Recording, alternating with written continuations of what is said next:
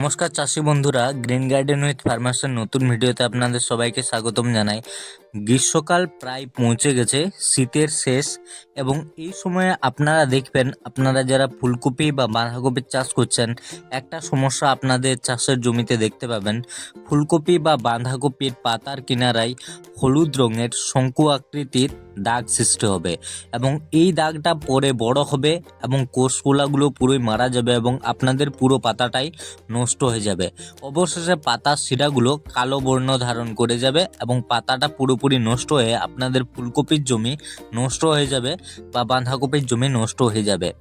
আপনাদের জমি যাতে এই সমস্যাটাতে নষ্ট না হয় তার জন্য প্রথম থেকে কীরকমভাবে আপনারা পরিচর্যা করবেন সেই ব্যাপারেই আজকের ভিডিওতে আমি বলবো। প্রথমত তো এই রোগটাকে একটু আইডেন্টিফাই করি, এই রোগটাকে একটু বোঝার চেষ্টা করি।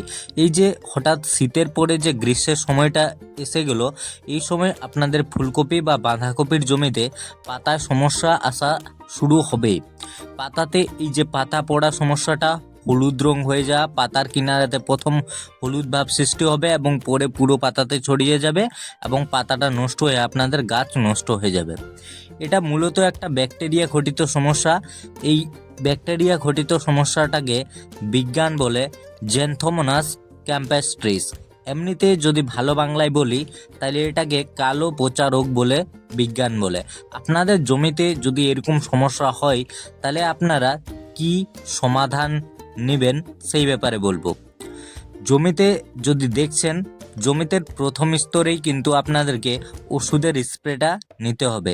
জমিতে যখনই দেখছেন যে পাতার সাইডে হলুদ ভাব হওয়া শুরু হয়ে গেছে, তখন থেকেই আপনাদেরকে জমিতে লিভিক্স কোম্পানির অর্গানিক ফাঙ্গিসাইড থান্ডাসকে প্রতি লিটার জলে 2 গ্রাম হারে মিশিয়ে ওর সাথে একটা মাইসিনকে মিশিয়ে জমিতে স্প্রে করতে হবে এবং এটা আপনাদেরকে প্রথম স্টেজেই করতে হবে। জমিতে পাতার কোনাতে যদি একটু হলুদ ভাব দেখতে পাচ্ছেন, বুঝে যাবেন এটা সেই রোগ, একটা ব্যাকটেরিয়া ঘটিত রোগ, যা পরে আপনাদের জমিতে পুরোটা পাতায় ছড়িয়ে যাবে এবং আপনাদের জমিকে নষ্ট করতে পারে।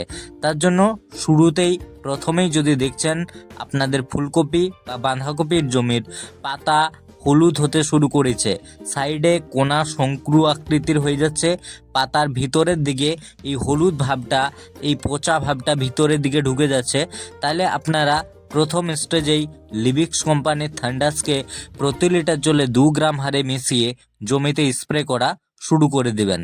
মাইসিন সাথে নেবেন, কারণ মাইসিন অ্যান্টিবায়োটিক, আরও ভালো কাজটা আপনারা পাবেন। মূলত গ্রীষ্মকালের শুরুতে এই সমস্যাটা প্রতিটা চাষির জমিতেই দেখা যাবে এবং আমি ভিডিওটি যদি রোগ দেখতে পাওয়ার সাথে সাথেই জমিতে ওষুধের স্প্রে করুন এবং আপনাদের চাষের জমিকে ভালো রাখুন। ভিডিওটি যদি ভালো লাগে তাহলে অবশ্যই কমেন্ট বক্সে একটা সুন্দর কমেন্ট করবেন, ভিডিওটিকে লাইক করবেন এবং আমাদের এই চ্যানেলটিকে সাবস্ক্রাইব করে যাবেন। আপনারা দেখবেন প্রতিনিয়ত আমরা এগ্রিকালচারের নতুন নতুন কন্টেন্ট আমাদের এই চ্যানেলে আপলোড করতে থাকি। ভিডিওটা শেষ পর্যন্ত দেখার জন্য থ্যাঙ্কস ফর ওয়াচিং।